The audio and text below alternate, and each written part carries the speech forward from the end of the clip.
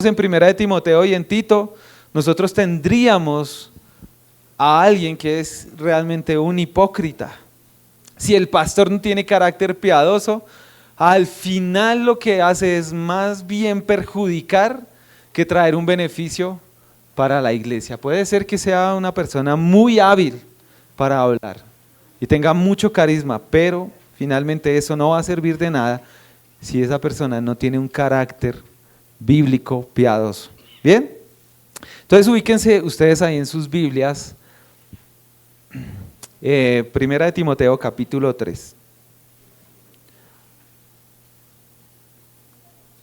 Al parecer los requisitos no están como en un orden específico, más bien parece que están organizados de manera aleatoria.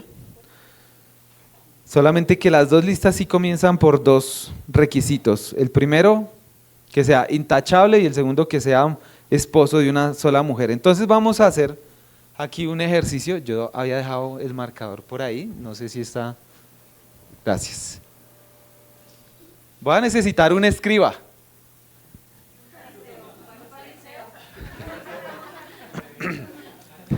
Ustedes lo dijeron, no, yo dije un escriba nomás. Que escriba clarito, ¿no? No que necesitemos un escriba y alguien que interprete, ¿no? Sí, dale. Ah, bueno, tú eres profe. Entonces vamos a trazar una línea en la mitad y a este lado vamos a escribir los requisitos de Timoteo y a este lado los requisitos de Tito. ¿Listo? Entonces ustedes, unos que tengan Timoteo y otros que tengan Tito. Tito capítulo 1. Vamos a anotar primero los de Timoteo, ¿bien? Entonces los vamos a leer y ustedes van a decir, y nuestra querida escriba, profesora, va a escribir allí en el tablero. ¿Ya lo tienen ahí, Timoteo? Esperen porque yo no lo tengo. ¿Dónde es que está Timoteo? ¿Nuevo Testamento?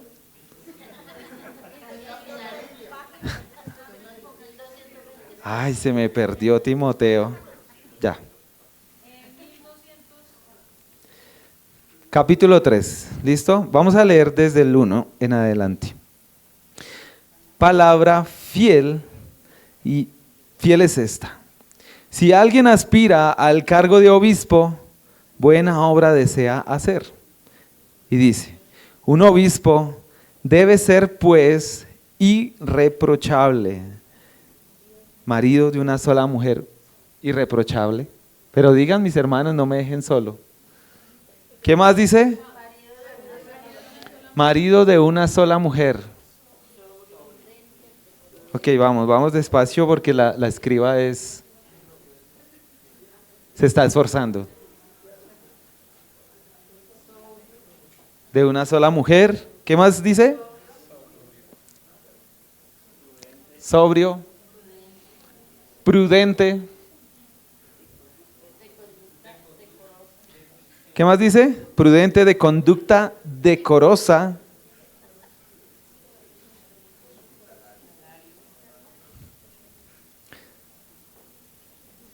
Hospitalario. ¿Qué más? ¿Qué sigue?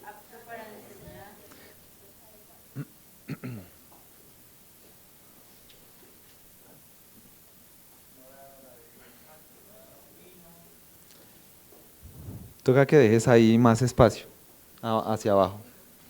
Apto para enseñar, no dado a la bebida. O sea, que no tome ni agua, ni gaseosa. No apto a la bebida. ¿Qué sigue?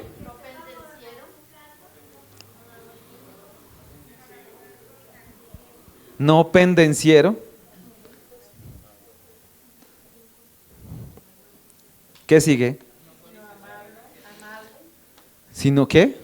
Amable. No pendenciero, sino amable. ¿Qué más dice? no contencioso,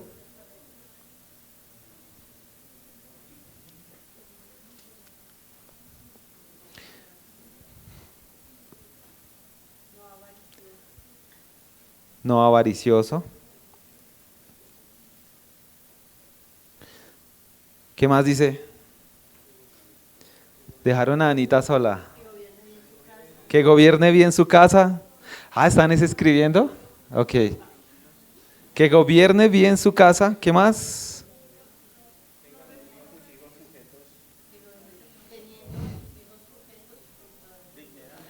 Ok, ese está ahí dentro de gobernar bien su casa. ¿Qué sigue?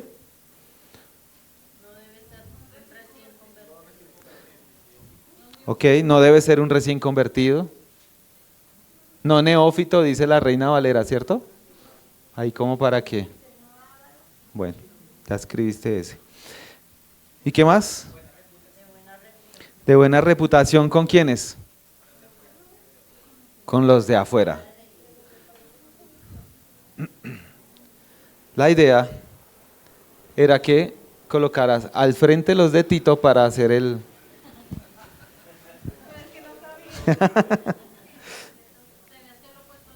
No importa, está bien.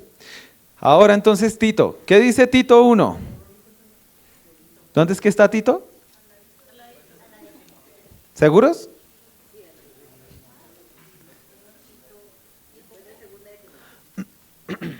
¿Qué dice Tito? Capítulo 1. Pablo, siervo de Dios y apóstol de Jesucristo, conforme a la fe. Bueno, leamos desde el versículo 5, ¿bien? Por esta causa te dejé en Creta para que pusieras en orden lo que queda y designaras ancianos en cada ciudad como te mandé.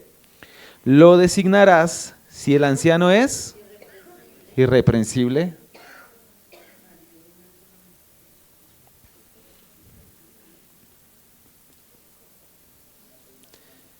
¿Qué sigue? Marido de una sola mujer.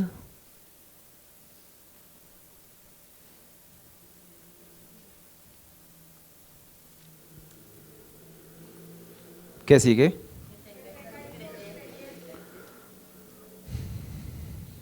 Hijos creyentes, ¿esa dónde la ubicarías? ¿Enfrente de cuál? Ok.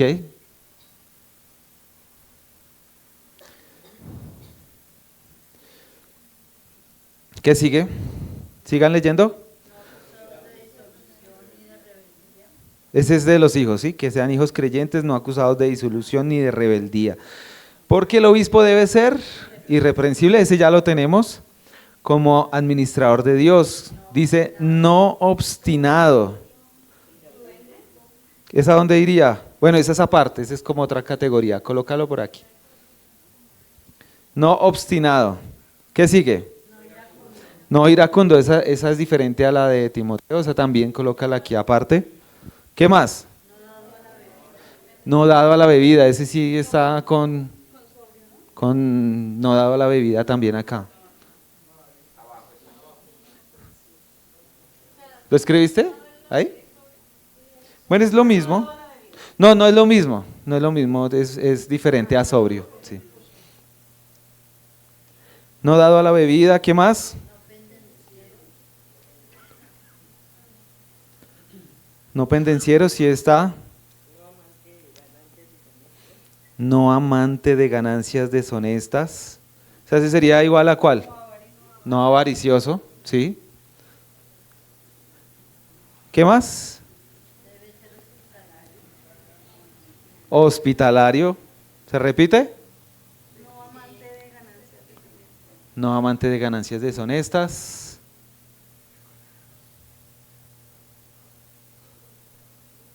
Déjalo ahí. Eso. Hospitalario.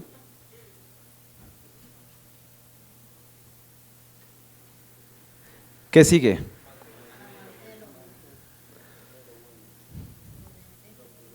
Amante de lo bueno. Ese también está aparte.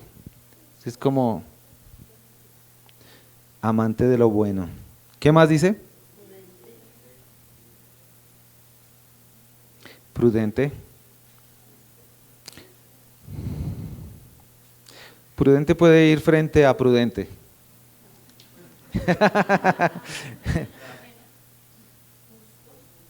Justo. Justo va aparte. Justo.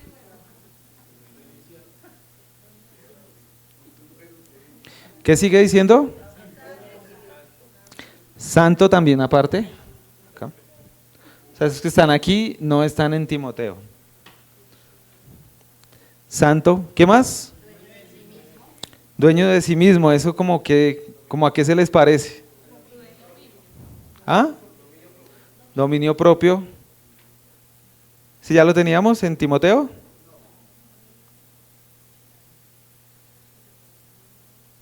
Ese, colócalo también aquí aparte. Dominio propio. Dueño de sí mismo. Dice, debe retener la palabra fiel, que es conforme a la enseñanza. ¿Eso es qué? ¿Igual a cuál? Apto para enseñar. ¿Sí? Para que sea capaz también de exhortar con sana doctrina y refutar a los que contradicen. Ese, coloca retener la palabra, es enfrente de apto para enseñar.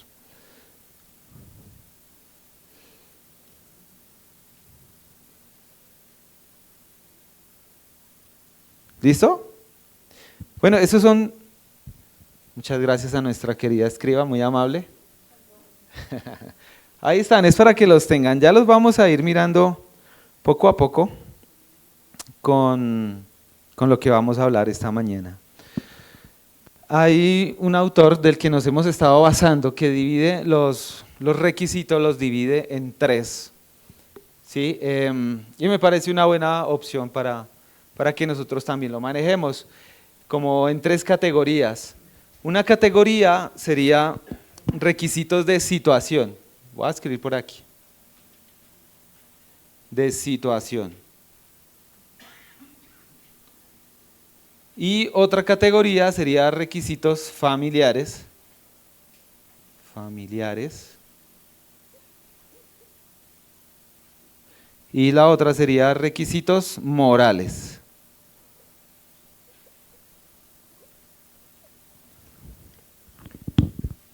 ¿Listo? Hoy vamos a hablar, si nos da el tiempo, de los requisitos de situación y requisitos familiares, ¿bien?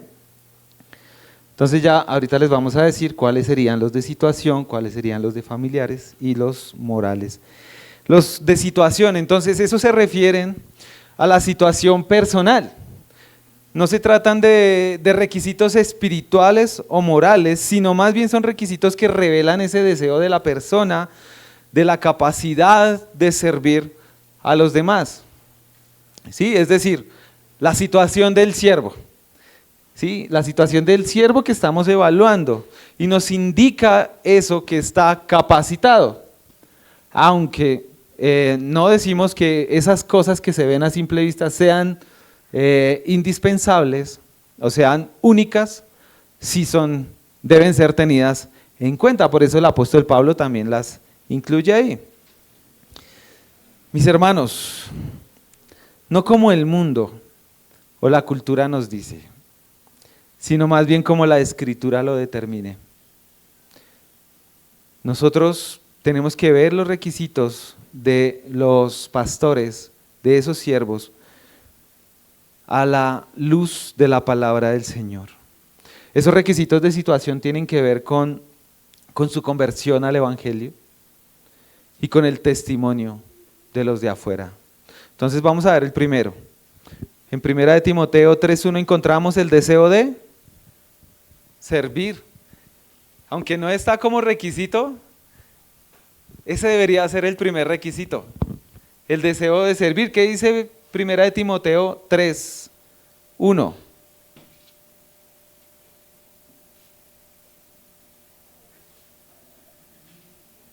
¿Quién lo lee?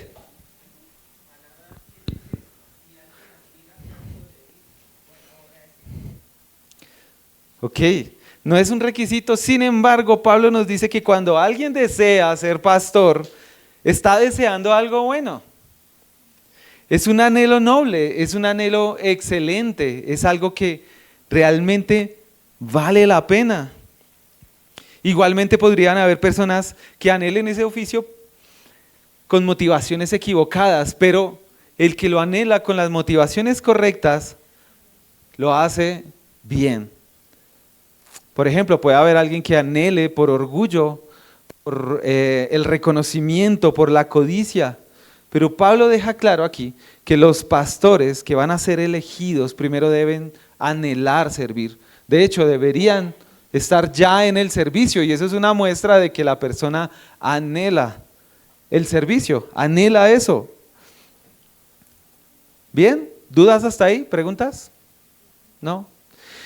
Por eso entonces nuestro primer paso en la elección del pastor debe ser preguntarle a la persona si quiere, ¿sí?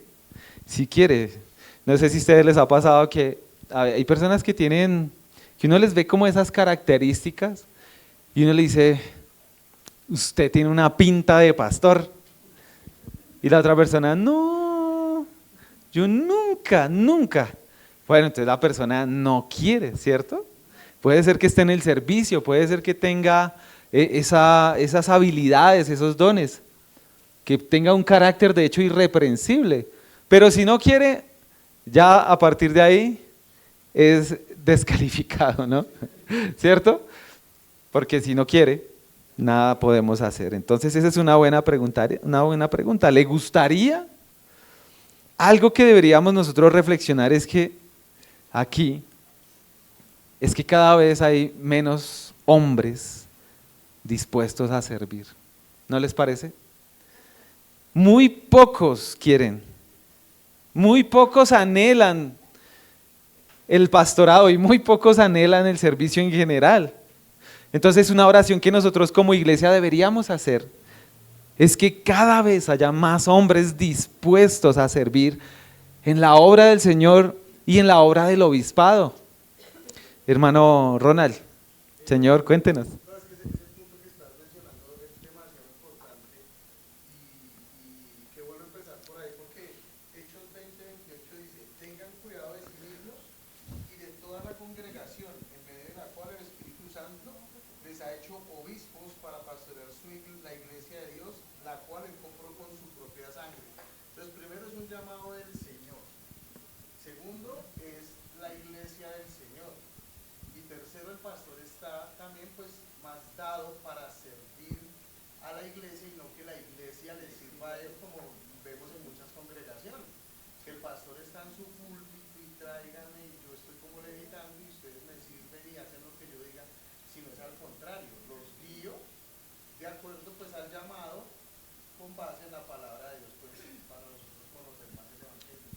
Sí, así es, sí. El pastor es siervo y el que quiera ser primero debe servir, ¿cierto?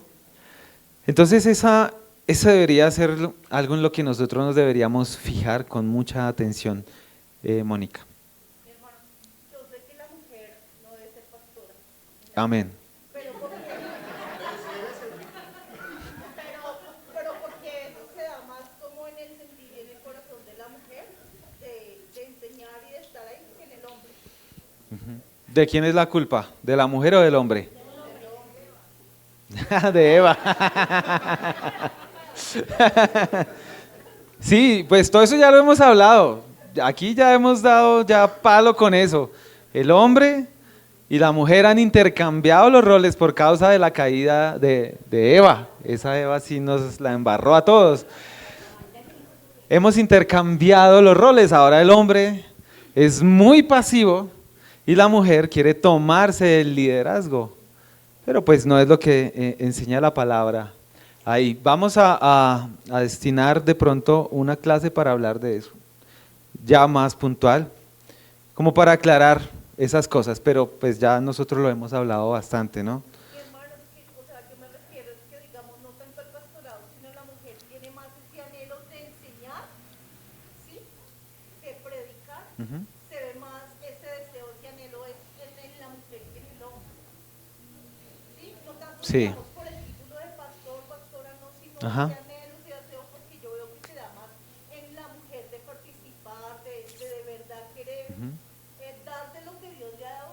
Sí. Se ve más en la mujer que en el hombre, sea en cualquiera se ve más en la mujer que en el hombre. Sí, es más común, eso pasa en todas las iglesias, no solo en esta. Siempre las iglesias están, en su mayoría hay más mujeres que hombres. Eso pasa, es así.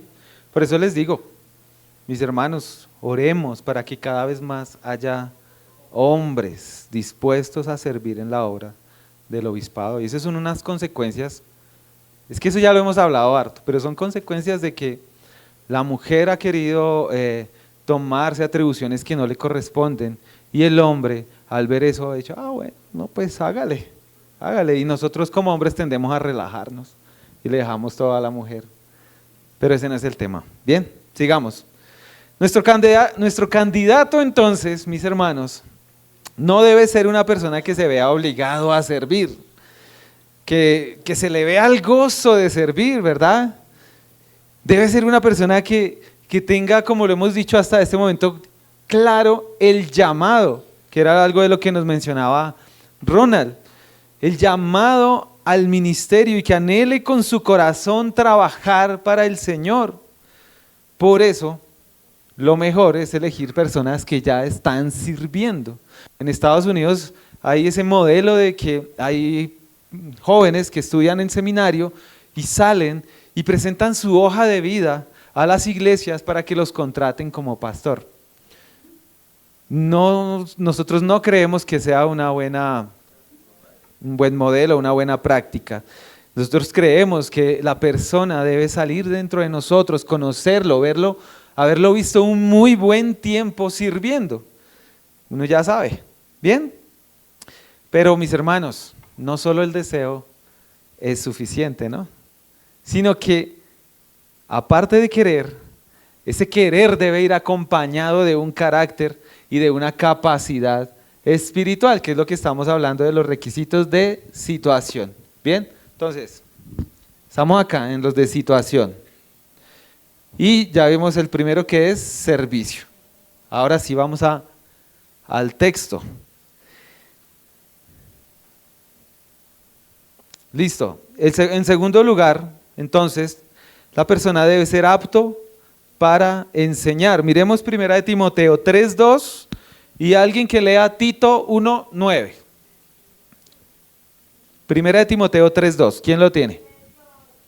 Dale, Luzma.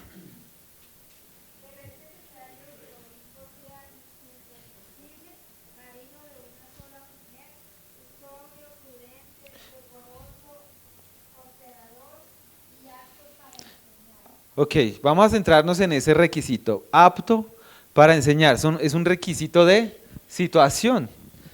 Si la persona es apto para enseñar, entonces ya nos está diciendo ahí que tiene eso esencial del pastor. ¿Dónde fue que quedó? Apto para enseñar, ¿bien? Este es de situación. ¿Y en Tito qué dice? Tito 1:9. ¿Ah? Pero léanlo ustedes en su Biblia. ¿Qué dice?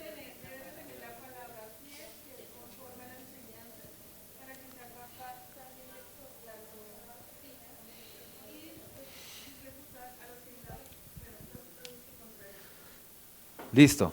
Este es el único requisito, como habíamos dicho, que tiene que ver directamente con el pastor. Los ancianos deben ser capaces de comunicar la palabra de Dios de manera precisa y clara a la congregación, de manera que la congregación pueda comprenderla. Aquí podemos decir a alguien que sabe mucha teología, que es un teólogo impresionante, un catedrático, pero a la hora de enseñar a la iglesia utiliza una cantidad de términos técnicos y una teología muy profunda y muy compleja, y el hombre, la gente dirá al final, wow, ese hombre sabe mucho, ¿no? Sabe harto. Bueno, pero ¿qué dijo? No, estuvo muy buena la enseñanza, pero ¿de qué habló? No, pues que Dios es bueno. Así respondían mis hijos cuando finalizábamos el devocional y cada devocional eran temas diferentes, pero siempre decía lo mismo, no, que Dios es bueno. Entonces, esa persona, aunque tiene mucho conocimiento, no es apto para enseñar. ¿Bien? ¿Sí notan la diferencia? Vamos avanzando. Tito dice entonces, debe retener la palabra fiel, que es conforme a la enseñanza. Y entonces, en ese ejercicio, él debe ser capaz también de exhortar con sana doctrina y refutar a los que contradicen. ¿Sí se dan cuenta también que no es solamente pararse a hablar de un tema, sino que la persona entonces no solamente es apto para enseñar, sino que muchas personas van a ser exhortadas con la sana doctrina? Debe ser conocedor de la sana doctrina. Porque muchas personas, como les decía, pueden dar una clase magistral hoy y entender todos los temas, pero al final esto va más allá.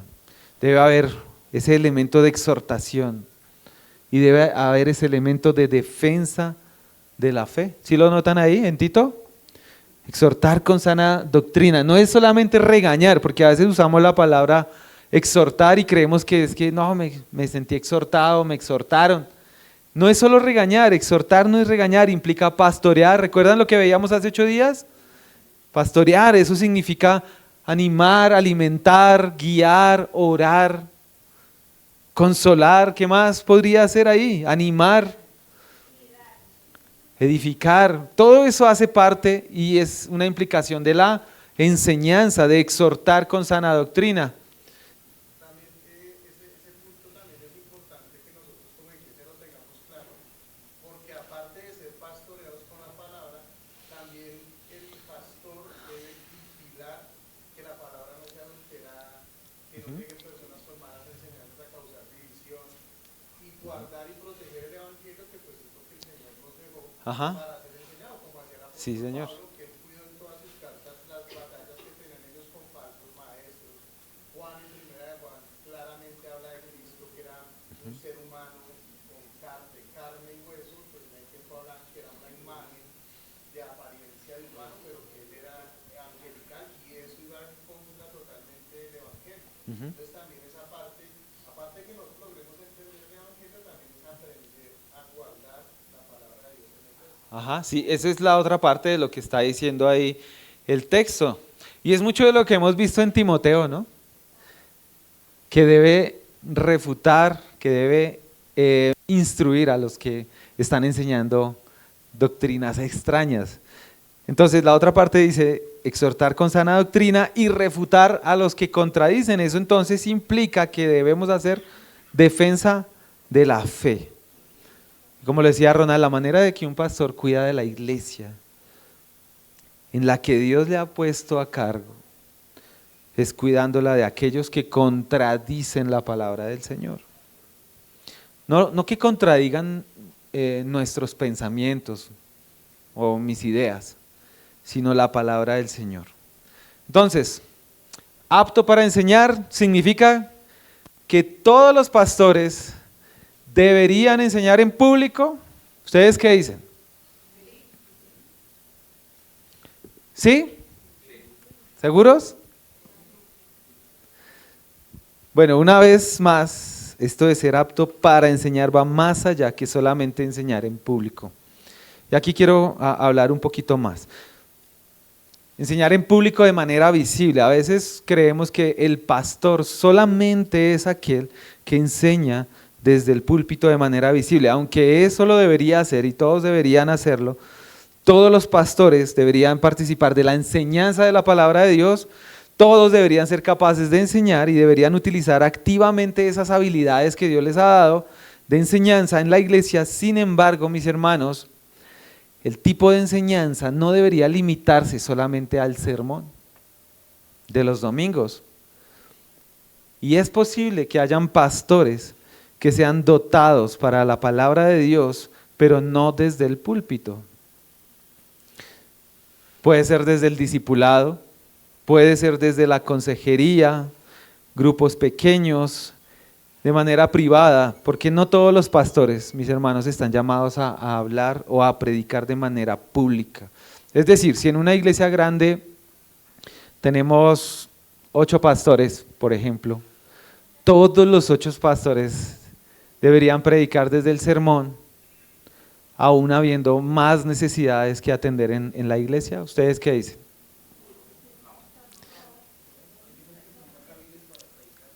Hay unos que son dotados por el Señor para predicar y lo hemos visto, ¿no? En muchas iglesias. Por ejemplo, en la iglesia del pastor Sugel Michelén, todos conocen quién es Sugel Michelén, ¿verdad? Ustedes dirán, bueno, ahí hay otros 2 o 3 pastores que hemos visto predicando, pero en esa iglesia hay más o menos unos 9 pastores. Entonces, ¿qué hacen los otros pastores que no enseñan?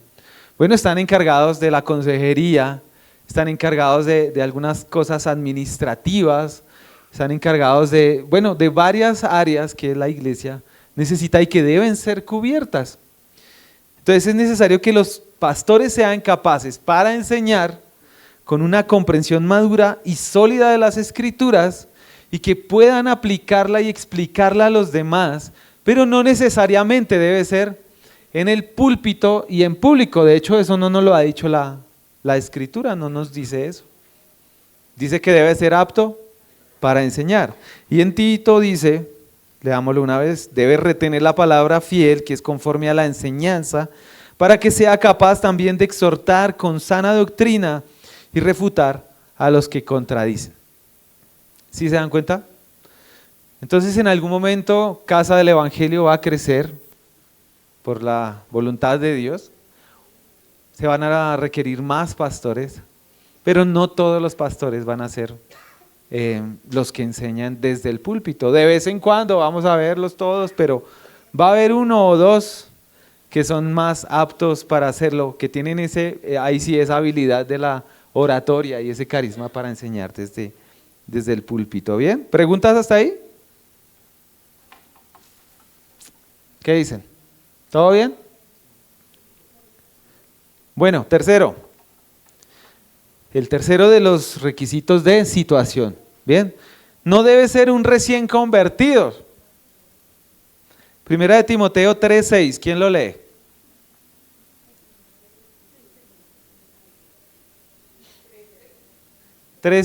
Andrés. No debe ser un recién convertido, no sea que se envanezca y caiga en la condenación en la que cayó el diablo. Estaba bueno ese pasaje, ¿cierto? No debe ser un recién convertido, entonces nos da el requisito y luego nos da la razón de ese requisito. No sea que se envanezca y caiga en la condenación en que cayó el diablo.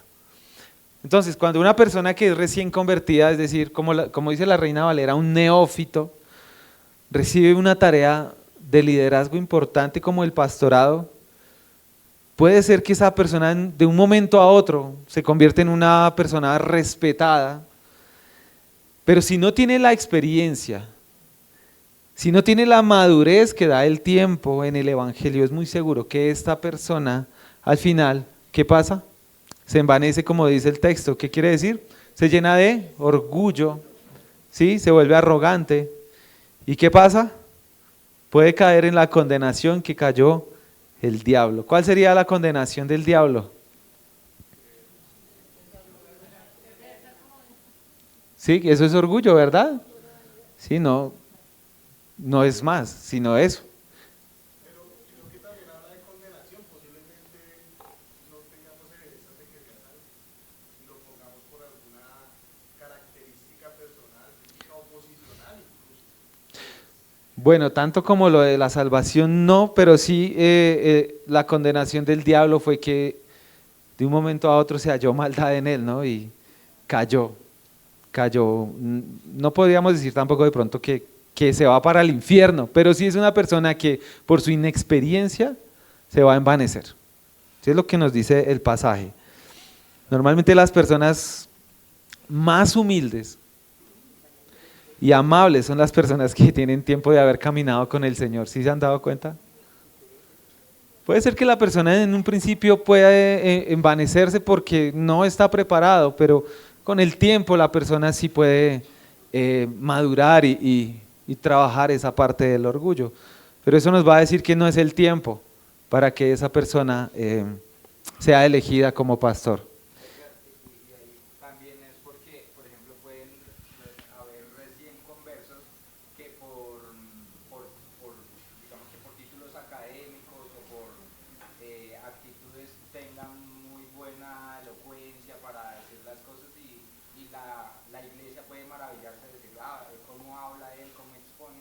pero al final todo creyente madura es con el tiempo, entonces yo creo que ahí es una advertencia, y pensando en cómo Pablo elige a Timoteo. Timoteo no es alguien que tenga todas esas características de que es elocuente, de que es buen orador, simplemente es un muchacho que de alguna manera Pablo dice que no tenga por menos tu juventud, que Timoteo, que tú mismo cuídate de no caer en que tú eres menos, y también esa parte, bueno, que él es como tímido, como retraído y todo eso, entonces al final puede que sea una cualidad poder exponer bien y todo el tema, pero al final no es un requisito en el que se pueda confiar. Sí, bien, es eso. Entonces, caer en la condenación que cayó el diablo, mis hermanos, pues si lo pensamos, eso es una ruina, ¿no? Es una tragedia. Y más para un ministerio. Porque al final lo que eso refleja es que hay defecto de carácter, ¿no? ¿Recuerdan que dijimos que el carácter lo es todo? Estamos hablando entonces de entrada del orgullo en el corazón de alguien al que se le da un oficio de pastor sin haber sido el tiempo. Es un peligro. Podríamos decir nuevamente como lo dijimos al principio, no trae beneficio, es más perjudica que beneficia. Mónica.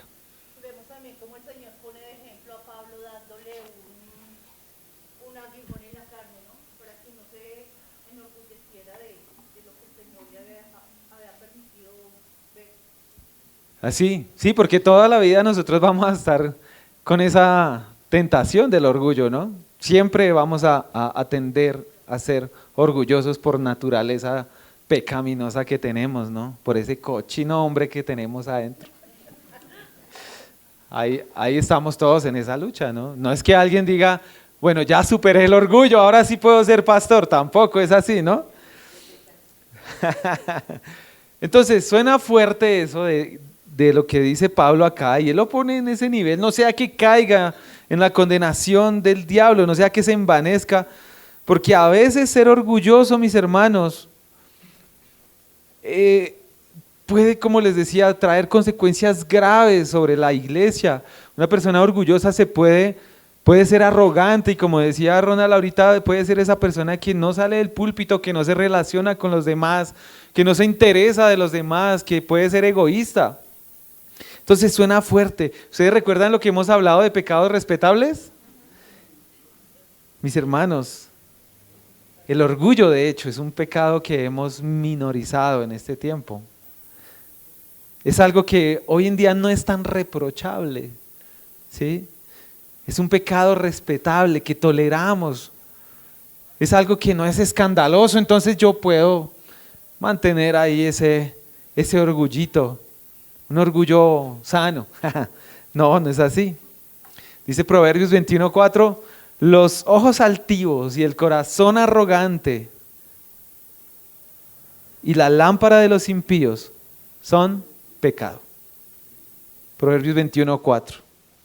Entonces, por esa razón, no puede ser recién convertido. ¿Qué se necesita entonces con esa persona? ¿Dónde está, no? A ver, aquí, precisos, los más pequeños. No debe ser recién convertido. ¿Aquí también está? No. ¿Qué se necesita? Tiempo, ¿no? Se necesita tiempo. Algunos podrían tener las habilidades que lo pueden hacer apto para el ministerio, pero no tener la madurez en su fe. Y eso hace que la persona, de hecho, al ser inmaduro, no se gane el respeto de la congregación, de las personas. Entonces, ¿cómo se demuestra que la persona no es un recién convertido? Bueno, con la madurez, ¿verdad? Con la madurez, por la forma como ha entendido el Evangelio, como vive el Evangelio, por la forma en que ya vamos a ver todo el resto de requisitos. El cuarto de situación. Entonces, buena reputación de entre los de afuera de la iglesia. Primera de Timoteo 3:7, ¿qué dice? ¿Quién lo quiere leer? Debe gozar también de una buena reputación entre los de afuera de la iglesia, para que no caiga en descrédito y en el lazo del diablo. Y otra vez con eso del lazo. Pablo estaba obsesionado con el diablo, ¿cierto? Bueno, los de afuera, ¿quiénes son? ¿Ah? Los inconversos, los no creyentes, bien. Son aquellas personas, de hecho, que mantienen contacto con nuestro candidato. Y estas personas podrían llegar, de hecho, como dice un autor, a ser mejores jueces que la iglesia, en cierto caso, ¿no?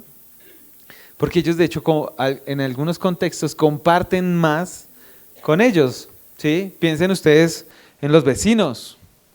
Los de afuera pueden ser los vecinos, pueden ser compañeros de trabajo, pueden ser familiares, ¿no? ¿Qué más? Sería bueno escuchar a ver qué dicen los amigos que no son creyentes del candidato. ¿Qué dice la familia de ese creyente? ¿Qué dicen los compañeros de trabajo? 8 horas todo el día con ese hombre. ¿Qué dirían hoy esos compañeros de ese hombre?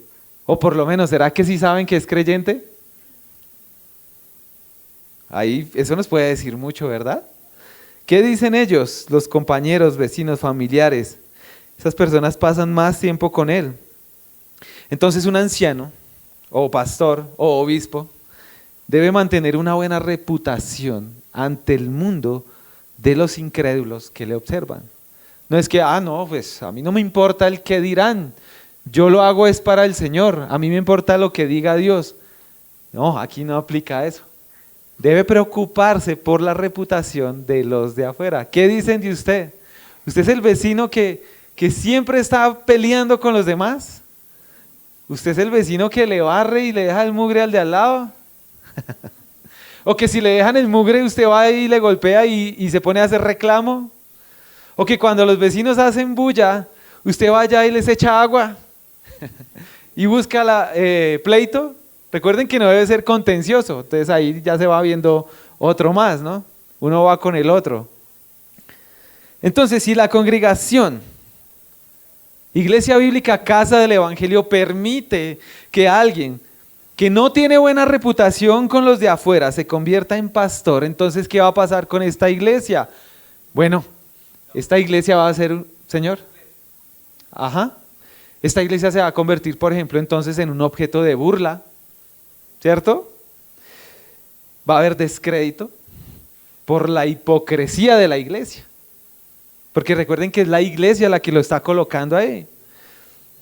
Un hombre, por ejemplo, que es infiel a su familia, que es deshonesto en los negocios, que es grosero con los vecinos, no solamente es una vergüenza para sí mismo, sino que también para la iglesia y para el nombre de Cristo. ¿Cómo la ven? Amparito.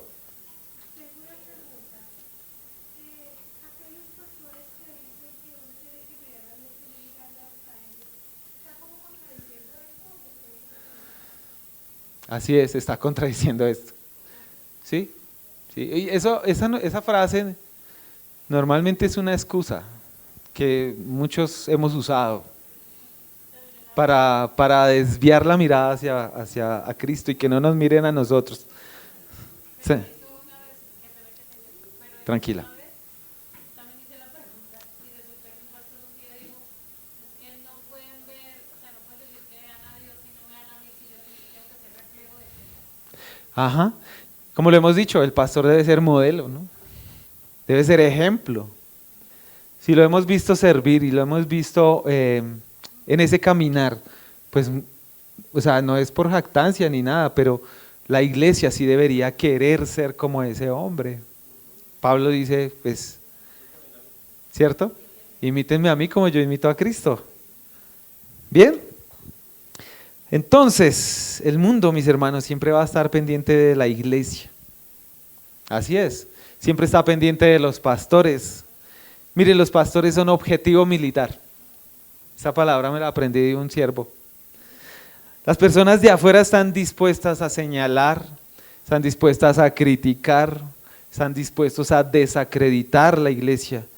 Y el lazo del diablo entonces vendría a ser esa mala fama del pastor, de ese pastor que se elige para que sea usado en contra de la iglesia y para que él caiga en esa misma condenación y pecado. ¿Preguntas? Mis hermanos, se me fue el tiempo y no alcancé a decir los otros. Pero esos son los requisitos de situación. Tenemos 4. Vamos a recordarlos. Servicio. Ok. Apto para enseñar. No recién convertido. Ok. Mis hermanos, si ustedes quieren decir, bueno, ¿y por dónde empiezo yo? Para empezar a mirar, a observar a alguien que pueda ser candidato, esto es lo primero que tenemos que nosotros ver. ¿Sí? Bueno, son cosas muy obvias, son cosas esenciales que se tienen que dar. Pues que anhele el servicio, que no sea recién convertido, que sea apto para enseñar y que tenga buena reputación con los de afuera. ¿Cierto? Es como lo mínimo. Entonces por ahí vamos a empezar. Iglesia, si ustedes ya están considerando y ya están observando a esas personas, comiencen por esto. Pregúntele a la persona, bueno, ¿usted sí quiere? ¿Quiere o no quiere? ¿Listo? Bueno, preguntas, dudas, objeciones, comentarios. Mi hermano. Buenos días, hermanos. Bueno, algunos ya hemos saludado, venimos de la ciudad de Ibagué y el comentario es el siguiente.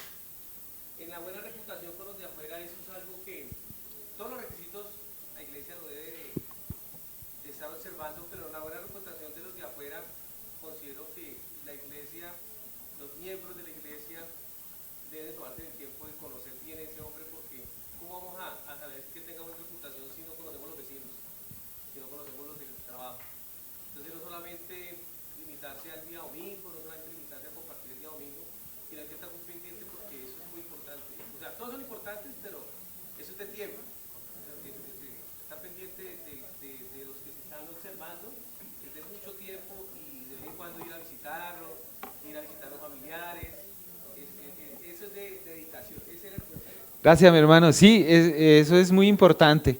Eso requiere, como dijimos en un momento, tiempo, ¿sí? Entonces, ustedes ahora que están en esa tarea, pues inviten a esas personas a almorzar, invítelos un café, ¿sí? Desen el tiempo de conocerlos. En varias iglesias donde, lo que pasa es que nosotros tenemos aquí un caso muy especial, ¿no? Pero en muchas iglesias hay pastores que ya están constituidos y están empezando a observar nuevos candidatos. Entonces ellos hacen unas evaluaciones donde miran todo esto y sí lo hacen, lo que dice el hermano. Van, conocen la familia, qué dicen sus hijos, qué dice su esposa, todo eso es importante, qué dicen en el trabajo y hacen unas evaluaciones muy, muy exhaustivas para llegar a concluir si esa persona en este primer paso puede ser o no ser. Gracias, mi hermano, sí, muy importante. Un pequeño comentario también con base en lo que decía ¿Cómo se llame? sí, o sea, no sé en qué contexto de pronto fue la consulta es que no me mira ni mira a Cristo, pero yo también creo que hay algo importante y es que nosotros como creyentes no nos podemos volver dependientes del pastor. El pastor es una guía, por eso es tan importante esas características porque debe tener sensibilidad, servicio, amor, enseñarnos la palabra, ¿para qué? Para llevarnos a Cristo. Entonces no es de pronto que nosotros como creyentes dependemos del pastor en cualquier situación, cualquier lucha, cualquier cambio, si es necesario los consejos. Pero una cosa es un consejo y otra cosa es que yo vea a mi pastor como el que me va a solucionar mis problemas y mis situaciones, sino es la guía que Dios puso para que me lleve a dónde? A Cristo, siempre al Evangelio. Entonces yo pienso que también ese comentario es válido en ese contexto, ¿sí? No en el contexto de responsabilidades, porque pues si yo no soy responsable en mi trabajo con mi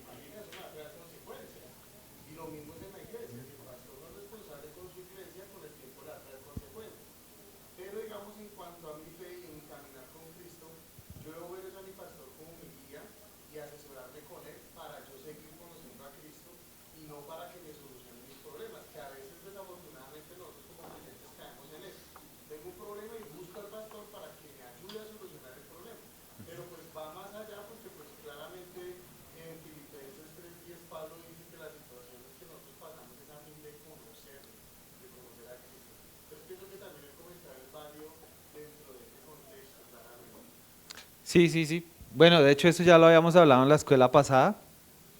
Entonces, sí, no, nuestro pastor está para, ¿qué era? Guiar.